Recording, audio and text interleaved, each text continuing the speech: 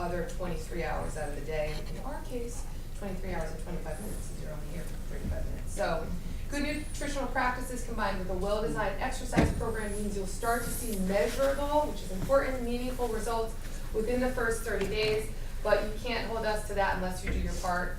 We know the food you put in your mouth plays an official role in achieving your goals, at least as large as the role of training you'll do with us or if you're doing it elsewhere, okay? Next, let's drill. Here's our agenda, and I will tell you that I've slightly changed this because, again, I find that people, I was a teacher, I was a middle school teacher, so I know when I start losing people, it's pretty obvious. So I changed up my seminar. So first I'm going to go over the difference between the Whole 9 and Whole 30. You'll see Whole 9 on your book, and I'll explain that. What are the benefits? Some of the sciencey stuff, that's where I kind of breeze over, because people are like, analyzing food with the standards, that's important. What are the rules? That's going to be important. Getting started, is it hard? And helpful resources. Okay, so the first thing is who am I and why listen to me? Well, many of you, all of you, I already know, so you know who I am, but here's kind of my regimen and where I came from. I'm the owner of EarthFit Personal Training. I opened it a little over 2 years ago based on the philosophies that my brother came up with down in South Carolina. I'm a holistic lifestyle coach, certified Connecticut teacher, certified personal training, RKC2, the only one in Connecticut. And the most important here for me is my own personal experience with illness, and so that's how I healed myself. And I was amazed because I was working with this guy overseas who, if I, when I would tell my friends what he was having me do, we're like, he's a quack, what are you doing? But I was committed, and he had made sure I was committed, and I listened to him. And one of the most important things was my nutrition, and I was amazed within a month how I started feeling better. So I'm like, there is something to this. And that's really how I got involved in this career in this business. So that to me surpasses all of my certifications. And then I'm licensed Whole 9 nutrition partner, which allows me to bring this Whole30 challenge to you guys. I work with the group that created the Whole30 challenge. The Whole 9 is a company or a philosophy for how to live. And they already had that philosophy built in, and then from there they created the Whole30 challenge, which really made it a little bit more concise and allowed kind of everybody to do it. So it's not like this whole big lifestyle change forever. They can do it 30 days and then make the decision as to whether they want to live that life later, and continue with that. Okay. So, is this you? Inconsistent energy levels, aches and pains that can't be explained, trouble losing weight no matter how hard you try, skin issues, digestive ailments, arthritis, fertility issues, constant fatigue, unhealthy cravings. We all know or experience at least one of these symptoms at some point in our life, probably even now. So these symptoms may be directly related to the foods you eat, even the quote-unquote healthy stuff. And I just want to tell you real quick, there's a lot of information out there. So you don't have to, I always say you don't have to listen to me. You always have to do your own research. When I go to any certification, I always, listen. These are the experts, but then I go and I do my own research. So it's important that you do that for yourself. But just to give you an idea, a lot of the information out there comes down from the government. So the FDA is, works with the government, and they're run by very big companies that sell a lot of bad products to us that aren't good for us. Very interesting that I have a debate quite often. Somebody might have seen the post on Facebook about cholesterol, and when I tell people about their cholesterol, oh no, you can have eggs, but my cholesterol's high. The doctor says I shouldn't. I swear to God, they've changed that research, believe me, but my doctor said they haven't. Okay, I can't argue with you, I'm not gonna argue with the doctor. They finally took bad cholesterol off the naughty list, which was great for me because it's been 20 years since the research has been out there. So it's stuff like that in the holistic side of things, we've really done the research, but it's a kind of a battle like this because the doctors are governed by a governing body that work with the government. And again, I don't ever tell them what to do, but in my research, we know it's good. That's just one example. So the quote-unquote healthy stuff, you'll see like natural, healthy, organic, all this stuff at the store. You gotta be careful. So I kind of went over all this, but basically the Whole30 challenge is a short-term nutritional reset designed to help you put an end to unhealthy cravings and habits, restore a healthy metabolism, heal your digestive tract, and balance your immune system. Certain food groups like sugars, grains, dairies, and legumes could be having a negative impact on your health and fitness without you even realizing it. So the only way that we can know if these foods are affecting us is to completely take them out of our diet for those 30 days, which is why we're getting rid of those, and we're going to go over why we're getting them. But these are psychologically unhealthy, hormone unbalancing, gut disrupting, inflammatory food groups. You're going to learn once and for all how these foods you've been eating are actually affecting your day-to-day life and your long-term health. And then when we reintroduce them, you make the decision at that point whether it's worth it. Because sometimes people say, I had dairy and I can't believe my headache came on like that, and I never equated headache with the dairy. So the Whole Nine's nutrition in 60 seconds. We believe in eating good food. Our recommendations are based around the paleo diet with a focus on health, not history. So you've heard paleo, it's become quite big. The Whole30, in essence, is the paleo diet, but paleo differs in a few ways, but like one would be you can have honey on the paleo diet. So if you look up paleo recipes, you'll see a ton of things come up that we can't have. And you'll get some information on that tonight. But you know, when people say, oh, so you're doing paleo, you can say, well, I'm basically just resetting my body. And then if you want to call it paleo after that, that's fine. But there is a difference there, a slight difference. We like to put a positive spin on our nutrition plan, focusing on all the foods we do eat instead of what we don't eat. We eat real food, meat, fish, eggs, vegetables, fruit, healthy oils, nuts, and seeds. And we choose foods that were raised, fed, and grown naturally, and foods that are nutrient dense with lots of naturally occurring vitamins and minerals. This is not a diet. I don't like the word diet. It's kind of like automatically assumes that it's going to be short term. And so this is a lifestyle, and we want to incorporate that. So we eat as much as we need to maintain strength, energy, activity levels, and a healthy body weight. We aim for well-balanced nutrition. So we eat animals and a significant amount of plants. I have had somebody do this vegetarian. It's very difficult. I probably could tell you now I would never be able to do it, but she challenged herself, because her husband was a vegetarian, so she wanted to do it, and they all did it together, and her daughter. And she brought me like her meal plan, and I was like, God bless you, I give you a lot of credit. So if you are a vegetarian, it still can be done, but it's a lot more challenging. Eating like this, it helps us to look, feel, live, and perform our best, reduces our risk for a variety of lifestyle-related diseases and conditions, and I can tell you that firsthand, and I've seen it with the over 100 people that I've done here. So this is powerful. I would write this down, and I would stick this on your fridge, stick this on your bathroom mirror, because this is something that you can think about whenever you're getting ready to put something in your mouth, and not only during these 30 days, but after. All food either makes you more healthy or less healthy. And when we think about food from a weight loss standpoint, it's so easy to just put that food right in our mouth, right? Like, oh God, I'm watching my weight, but I know I shouldn't have that cookie, but I'm gonna have it. But if you look at that cookie as gut disrupting, as gonna cause inflammation, maybe it's gonna give you a headache, you're not gonna feel your best, you're not gonna see the results at the gym, you're gonna be lethargic, then you're less likely to put it in your mouth. So that right there, very simple statement, is very powerful. But it isn't that easy, because we know food is highly emotional. Okay, many societies, that's what they base all of their family things around, is eating. So it does become very difficult. And we'll change that psychological aspect too. So here are the benefits of the Whole30. You're changing your thinking. You change about how you think about food. I sit down with tons of people every week, and I have people tell me all of the time, I cannot control myself. That is a statement I probably hear 10 times a week, and we're going to go over why that is. It's not your fault. Change your tastes, change your habits and cravings, possibly change the emotional relationship you have with food in your body, and the potential to change the way you eat for the rest of your life. Physical benefits: lose weight, improve body composition without counting or restricting calories, because I'm sure everybody in this room has at one point done it and it sucks. Higher energy levels, improved skin, hair, and nails, improved athletic performance, better sleep, improved focus and mental clarity, happier disposition. All people have told me firsthand here at Earthfit. Psychological: effectively change long-standing unhealthy habits, develop a healthier body image, We won't be that lady on the right, I promise you. Dramatic reduction or elimination of cravings, particularly for sugar and carbs, and that's really important. And many people use the word food freedom to describe it. Okay, benefits, overall health.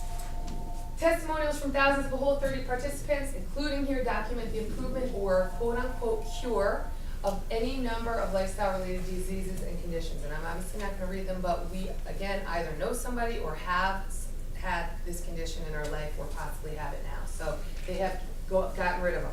And like even, you know, I've sat down with a couple people with bipolar, and they've told me I changed my diet, and all of a sudden I was fine. So we know that these things can go away. So, say it with me, not everyone always does it, that's okay. Before we continue, you will see this phrase in the book. It starts with food. If you get it, and you will see it in your handbook, the expression is powerful because it truly shows you what you are putting in your mouth. So say it with me. Super normally stimulating, nutrient poor, carbohydrate dense, foods with no breaks. It's a long word, but look at that. Everything on the right is exactly that. So super normally stimulating, nutrient poor, there's no nutrients. They actually take nutrients out and then refine it and then quote unquote put the nutrients back in. How is that possible? Carbohydrate dense, which means they're spiking our blood sugar, and they're food with no breaks. We have no emotional control over them. So that's why I say when people say I can't control it, it's not you, it's the food, okay?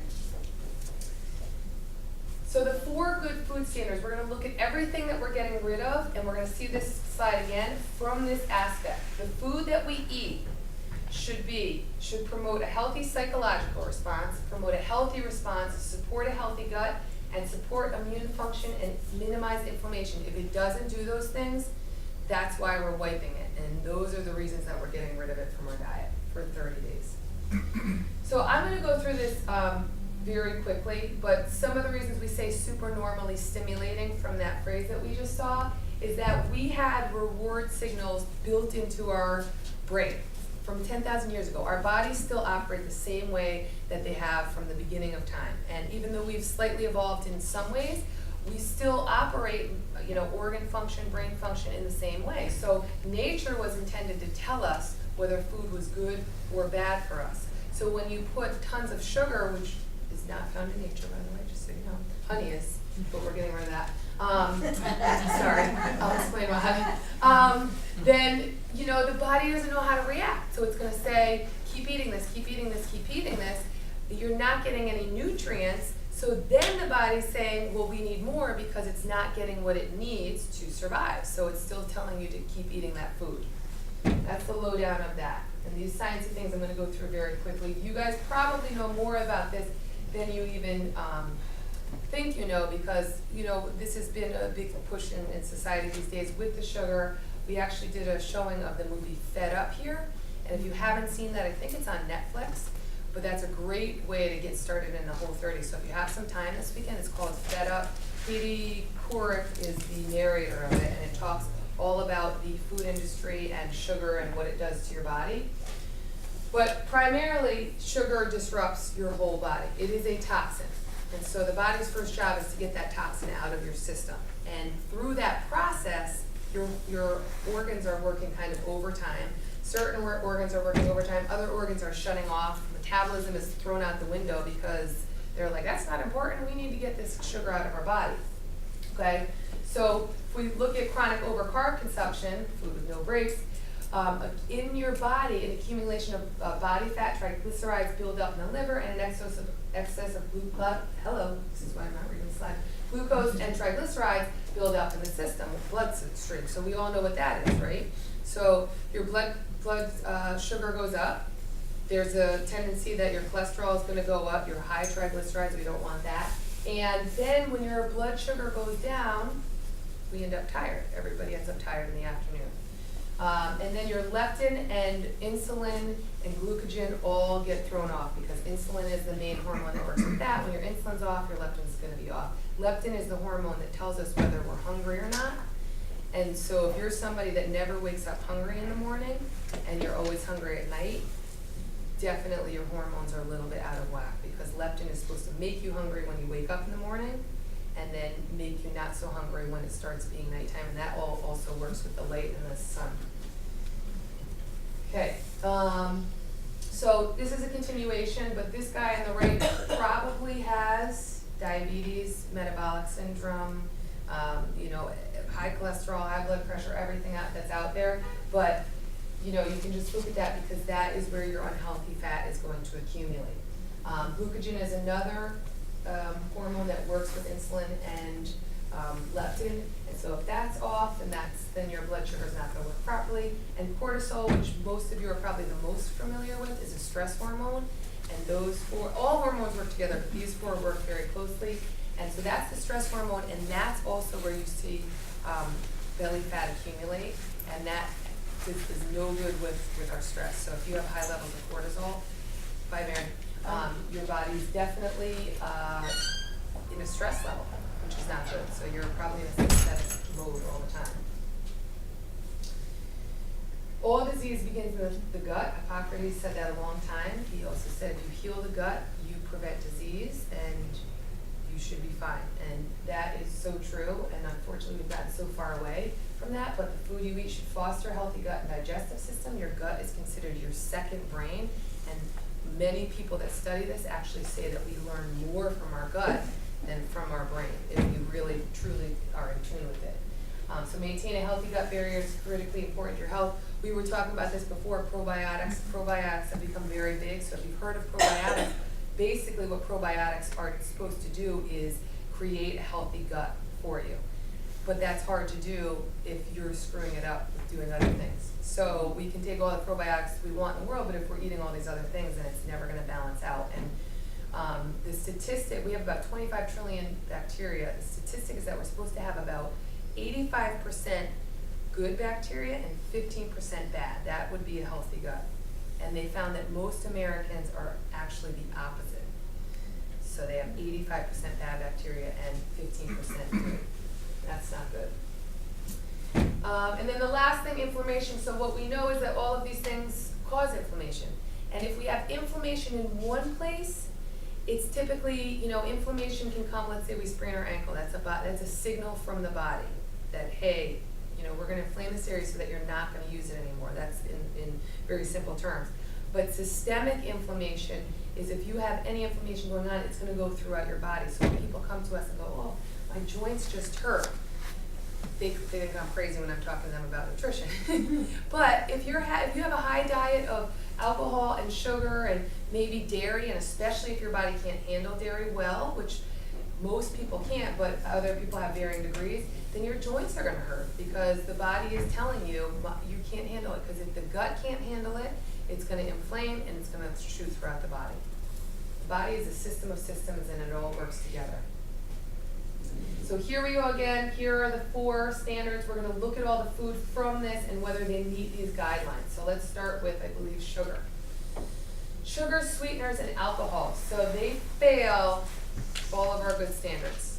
That's why they're number 1. Now, one of the reasons we're getting rid of honey and anything that even resembles sugar is because sugar is very psychological. It's an addiction, just like anything else. And so that's why most people tell me, oh, but I have to have some form of sweet at night. I have to. They probably should get rid of sugar completely so that they get that craving out of their system, but it's addictive. And so when we look at this challenge, we also want to get rid of the psychological aspects of it. So if you're having honey and X, Y, and Z, whatever that might be, to replace your sugar, then are you really getting rid of sugar? Here, no, you're not. So after the 30 days, you can have your honey. And I always use myself as an example because I was a honey addict because I thought, oh, it's healthy. But I would find myself having tea 3 times a day just so I could have my honey. And once I cut this out, I was like, oh, I'm not having tea that much. And it's like, yeah, because you're not having, I would gulp down a thing of tea. And now my tea lasts me an hour, which, is good. You're sipping it and enjoying it. So it takes that out. And now I really use honey. After I did the first Whole30 challenge, that was probably for me the most powerful because I really was a tea and honey addict. But after I took it out, now I really have use it as a treat. So it's I'll have tea 4 or 5 days a week, and maybe one of the days I'll put honey in it. So that's sugars, gone, they fail everything. So seed oils, they do not support immune function and they do not minimize inflammation.